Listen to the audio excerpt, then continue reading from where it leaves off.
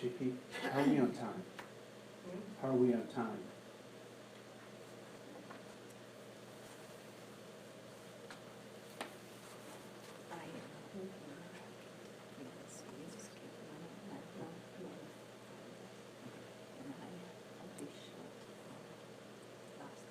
Okay. Cool. Andrew, we don't have time to share any videos. Yeah, yeah.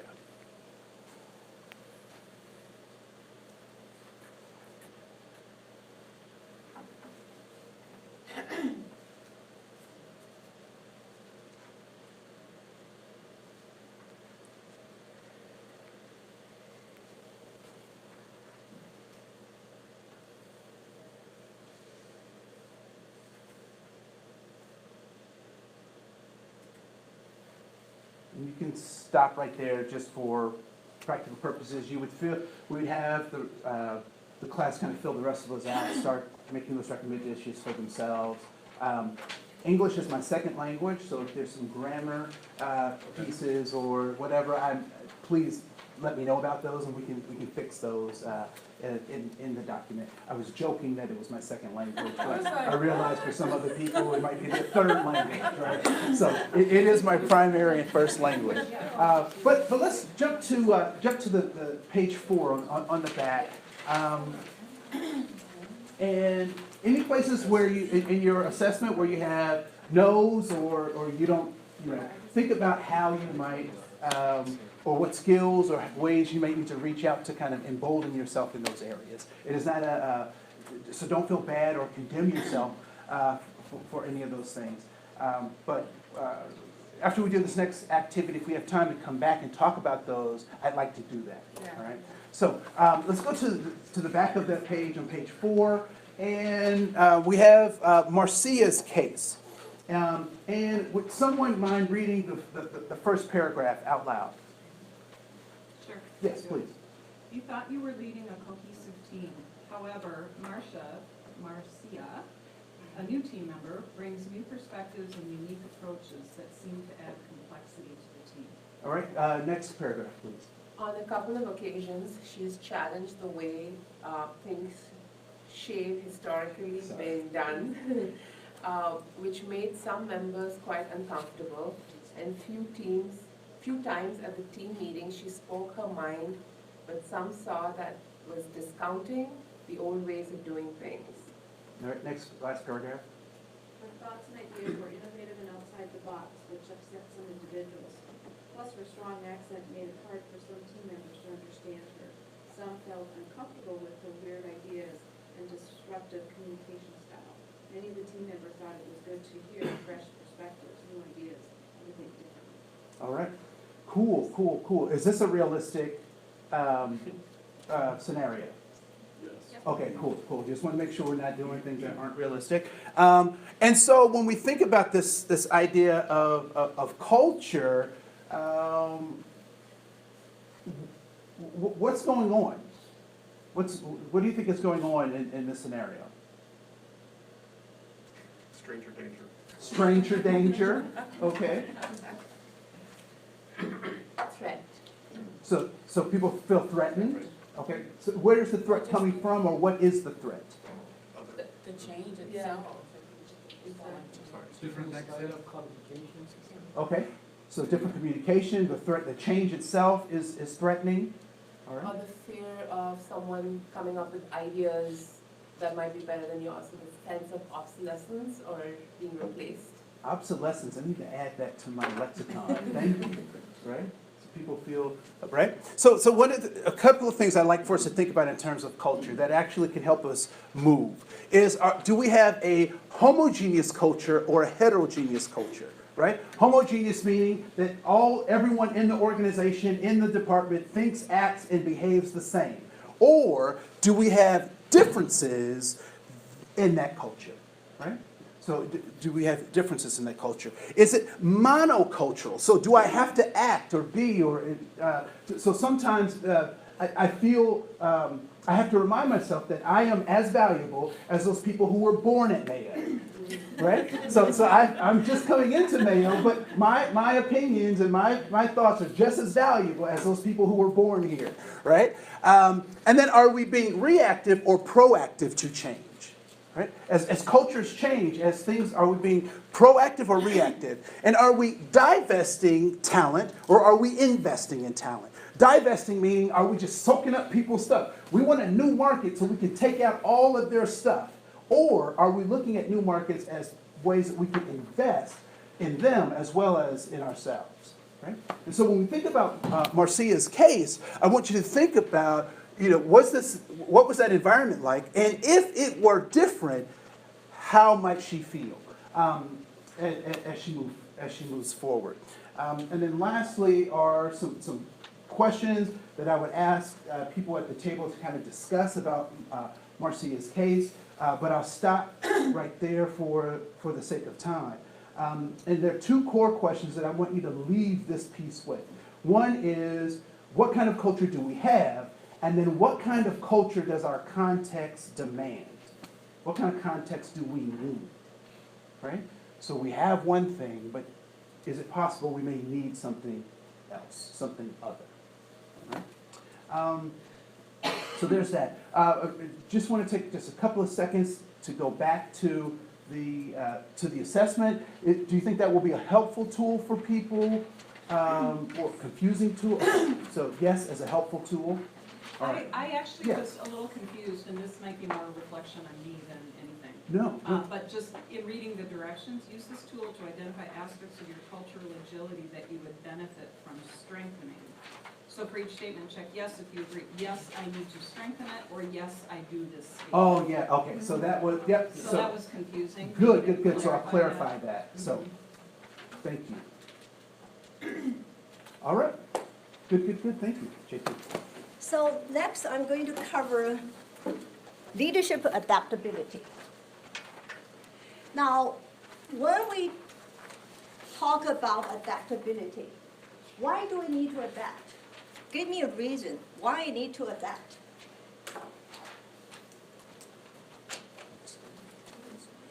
Go extinct. So extinct. The example of our whole move to new technology and, Yes, you know, technology, yes, changing there, right? Now think about the two scenarios we just covered. Martha bringing her different style, different communication, a different way of communication, her ideas, which is totally different, right? Now think about the first scenario about that female manager. She's actually a veteran. I interviewed her, I got that idea out. She comes from that really quick thinking, quick moving environment. She wants to solve the problem quickly and effectively, focus on people, right? So those actually bring in not only changes, but disruptions, right? So we define what is leadership adaptability, really flexible way of thinking, also allows the leader shift and adjust to all kinds of different situations, styles, blah, blah. I'm not going to read it. So my question for everyone to quick think about it. We talk about the leadership adaptability. We know because when you need to adapt, because your current skills, competence may not meet the needs of current situations, then you have to think about different way approaches. So now, can you name a few changes? I mean, we probably covered it in the workplace. Or can you give me an example of certain disruptions, complexities, or uncertainties? Anything that comes to your mind that disrupt our workforce or our work quickly. 2030 vision. Yes. Okay. It's that epic, JP. Yes, Epic, thank you. like the whole organization. Yeah.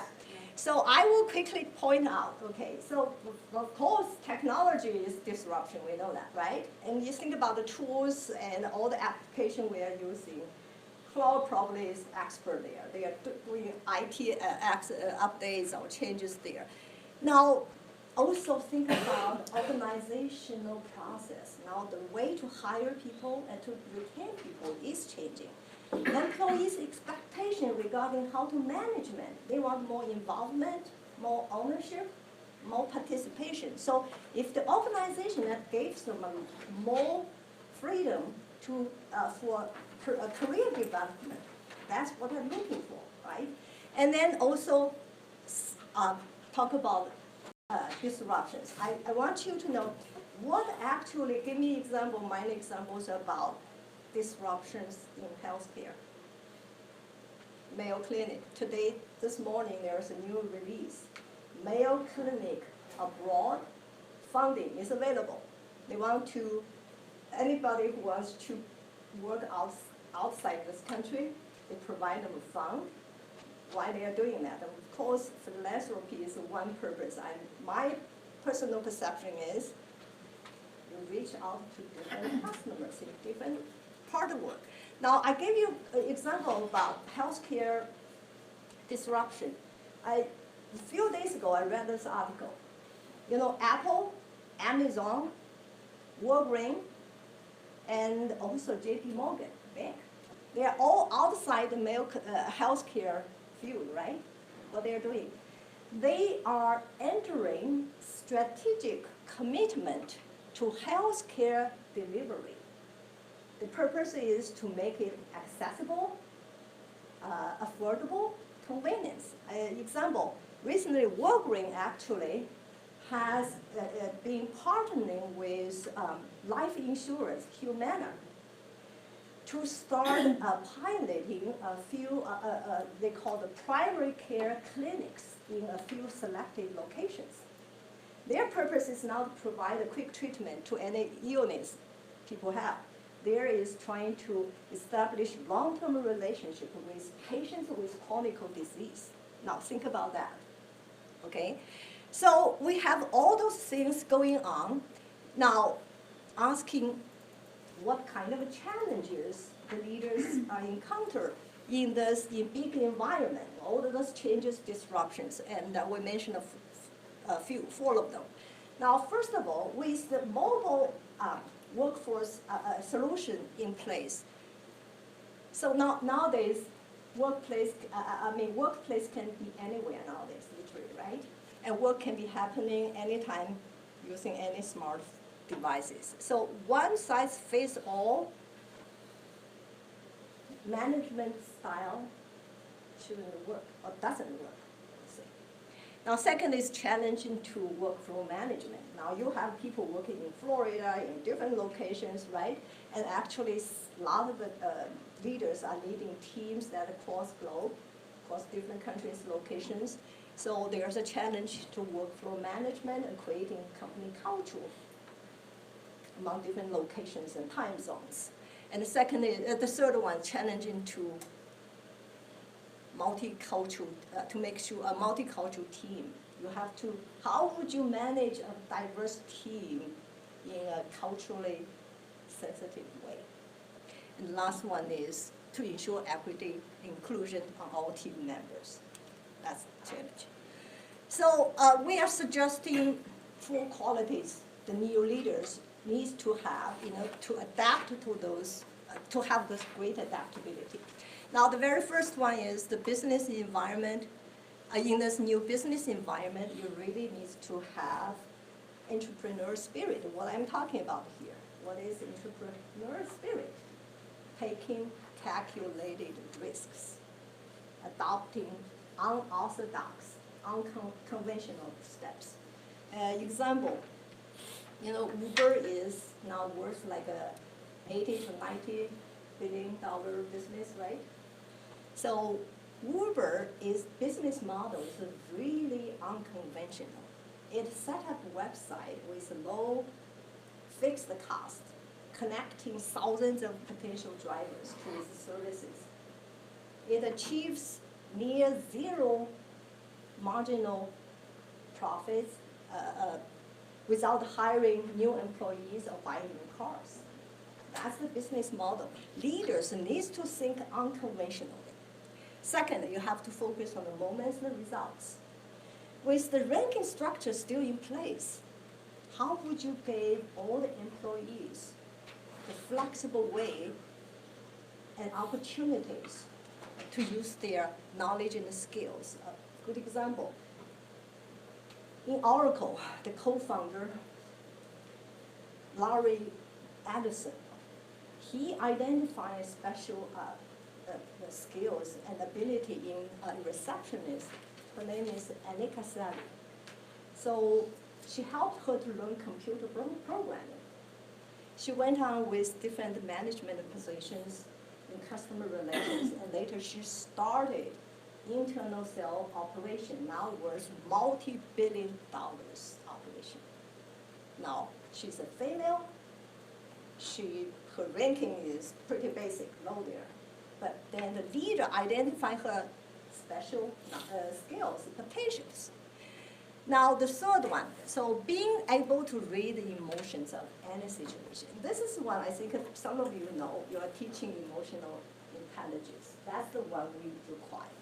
How would the leaders react quickly and think quickly, react accordingly to handle or mitigate the negative influence for the better one?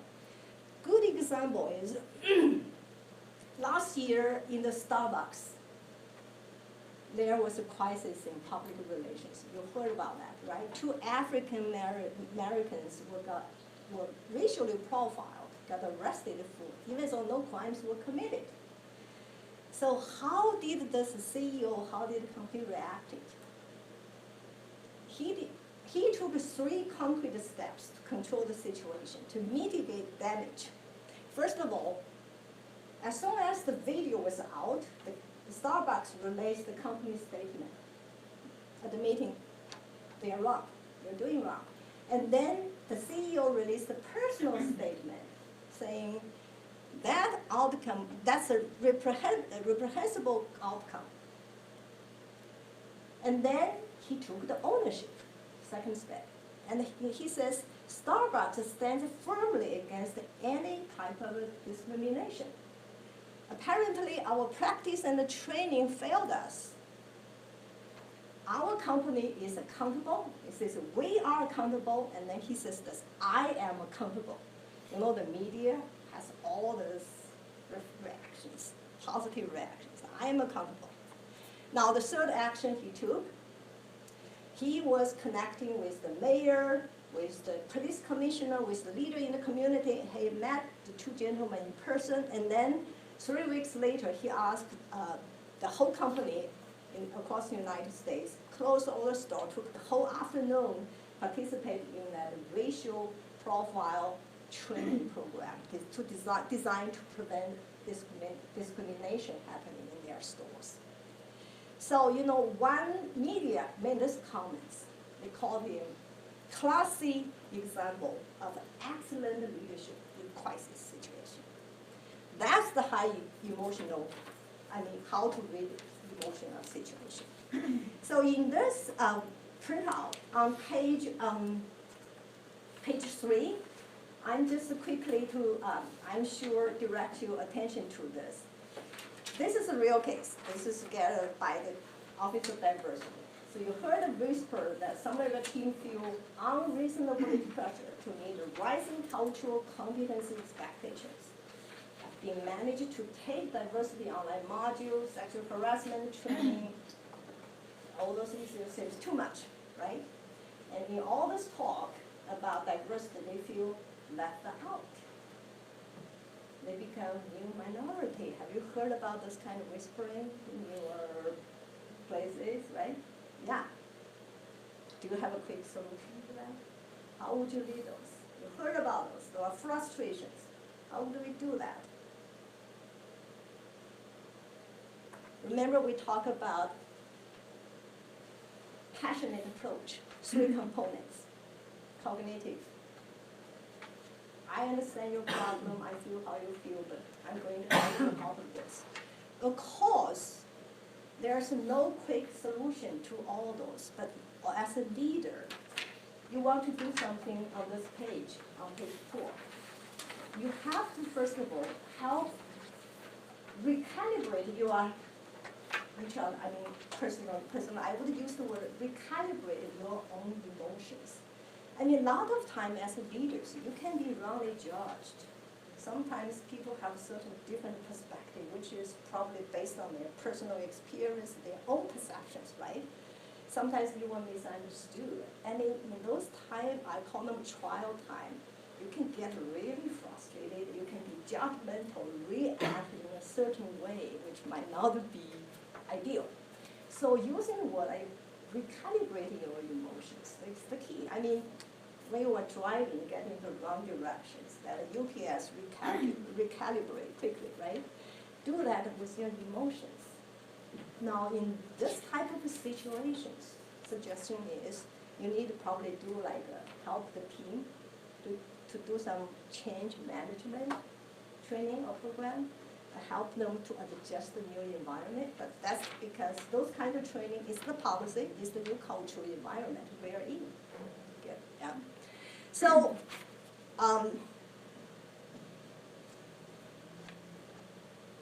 so what should I do? I talk about this one, and then that's the three things I will cover. That's the leadership quality, and I'll move on to Andre.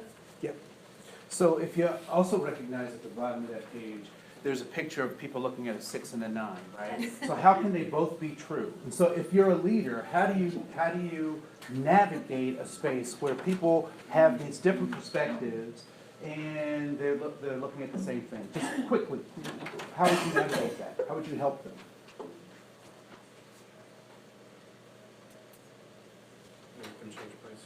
Make them change place. So actually physically change something about how they're looking at things. What else might one do? Work out hypothetical scenarios around it, kind of like a team building exercise. So look at team building exercises, hypothetical situations. Asking them for their feedback of how they would handle the situation. So asking them how they would handle the situation, right? So oftentimes good leadership isn't that I have to have the answers, but I have to know how to hold the space so that the answers can be revealed, right? And so encouraging people to do that. So those are some tips that we can do. We also have to recognize that as adaptive leaders, we always have choices. Even in situations where it seems like there are no choices, there are choices to be made. Because not making a choice is in fact what? It is in fact a choice. So we always have choices as leaders, so we can never forget that. So when we talk about this unconscious bias piece, we recognize that there are lots of organizational resources pointed towards this. So I don't want to spend a whole lot of time talking about that, but there are 3 types of bias that we want to talk about. One is in-group, out-group bias, as well as, what are the other 2 biases? I don't have the handout in front of me. So in-group and out-group is right at the top, next to the big, right next, right here.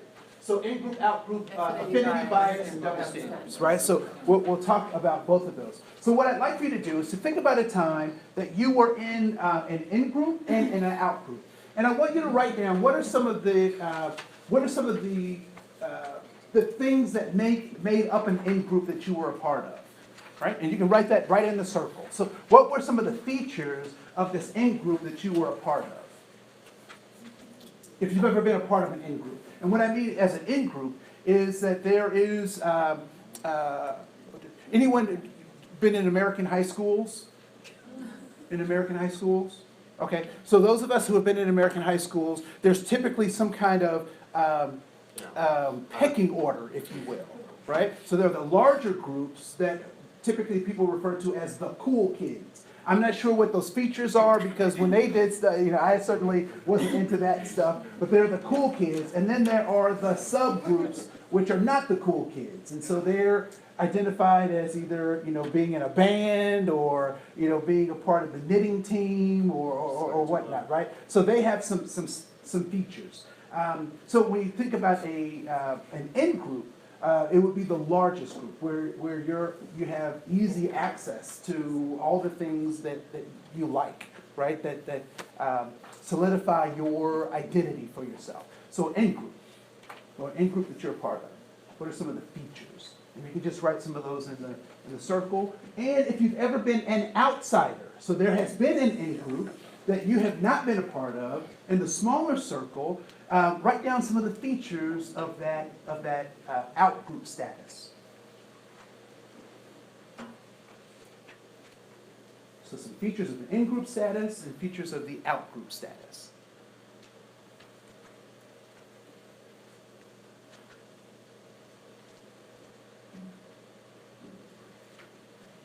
And below those, I want you to put, what were some of the thoughts or feelings of each of those groups? So when you were a part of that, how did the in-group think? How did it behave? How did it, what were some of the mindsets? And when you were in the out-group, what were some of the mindsets, the thoughts and behaviors of the out-group?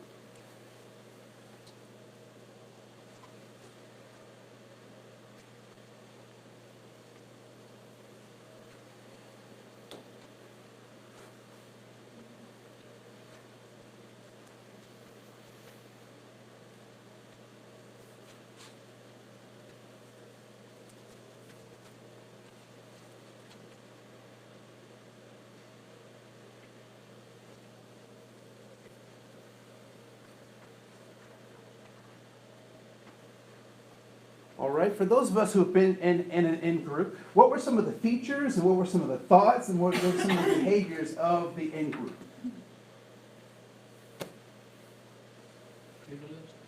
Regardless where you are, you still get the cool kid feeling if you're in group. So if you're in the in-group, no matter what it is, if you're with your in-group, you get that in-group, that cool kid feeling, right? What was that? Privilege. So you feel privileged when you're in the in-group. Entitlement. Entitled to things, right? How many folks, so we're in an international group, so I can ask this question. How many people, when you go to a restaurant, expect ice to be in your glass? Right? Yeah. I don't know if you've traveled abroad very much, but that is not an expectation when you travel abroad for a number of different reasons, right? So in the United States or in Western countries, we typically are entitled to having ice, right? You were going to say. No, it was similar to entitlement, but it's more like ownership of the space. Yeah, this is my space. I own this, not because I actually have deeds to it, but because my people run this, right?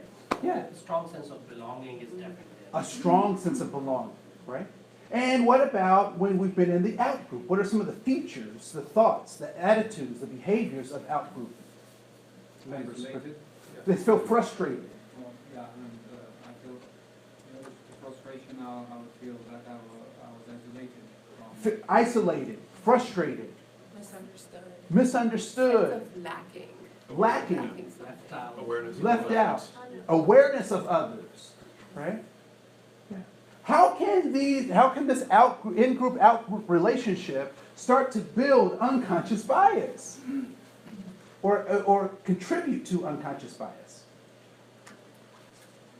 Because you start defining the other group based on things you're not fully aware of. So Okay. you might group them all into a category and say everyone in that in-group is a certain way. So that becomes this unconscious, this biased definition of the group. So the bias definition starts to be that this group is this way because da-da-da-da, when in fact that starts to build because of my group membership, right? Has anyone shifted? Had your group membership shift in any way from in-group to out-group? Or out-group to in-group? Yeah, right? So it's not a static place. And so this unconscious bias starts to reveal itself in some really interesting ways. And so one thing to ask yourself is, are you biased? And we recognize that because we're operating in the context and that we have oftentimes a group status, whether it's an in-group or out-group status, that we could have bias, right? There are also, what I didn't have room to draw on that paper is also a third group, which is the group who says, I'm not going to participate in any of this stuff, right? So they end up creating their own third way of being. And so when we think about leadership and we think about this unconscious bias, it is our job as leaders to recognize that there's this in-group and out-group status, but as leaders, we have to draw a bigger circle around both of those groups, right? And so unconscious bias is really looking at those groups and saying, what is it that's keeping them apart? And then as leaders, we draw a larger circle to include folks. Next, I want to talk about ducking my bias, right? And so at the bottom of that page, what do you see happening in this picture? Or what could be happening in this particular picture?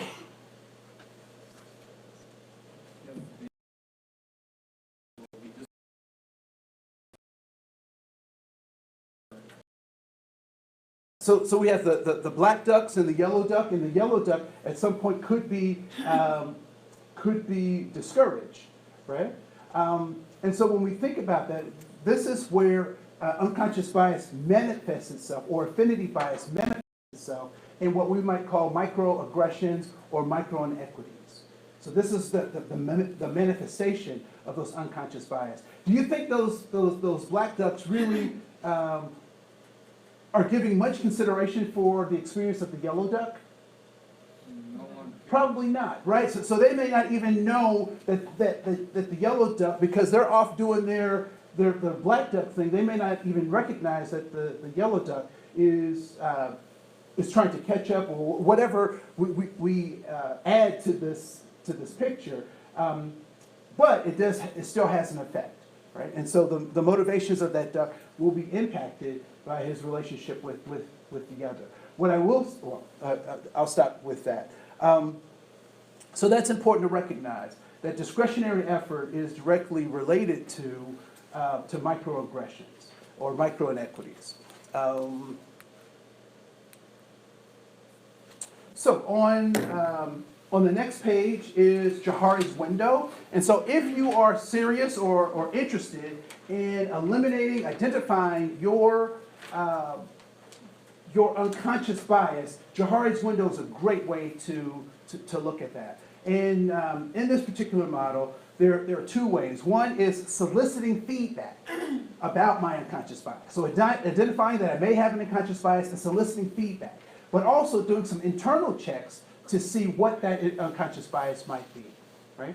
And so Johari's Window, if you look at that fourth quadrant, if you want to eliminate those things that you don't know about yourself, that may even be hidden to others, you solicit feedback on those things. And then lastly is this idea of double standards. This is a form of unconscious bias that we have to address as well, right? And so when we look at these two shapes, shape A is, when you look at those two shapes, shape A and shape B, which appeals to you more, personally? Which appeals to you more? He said, of course, B. All right. How many people would say A on your handout would appeal to me? Why? Symmetry. Because it's some symmetry. And then you do your thing of filling the gaps, so there's a proper definition of a square. You can fill your gaps and create a square. Is there a square there? No. There is no square there, but it does give the impression of a square, right? So I'll cut to the punchline. Are shape A, the shapes in shape A, the same as the shapes in shape B? They are in fact the same. The shapes are in fact the same. But how they're organized may appeal to us. So how might this contribute, or this concept impact our affinity bias? So if I'm looking at candidates and I look at they both went to colleges and universities, but one is more familiar to me than the other set of colleges and universities, I might make an affiliation with something or make a connection that is a faulty way of thinking about things. Right? A pattern I recognize versus something that I don't. Something that I recognize versus something that I don't. When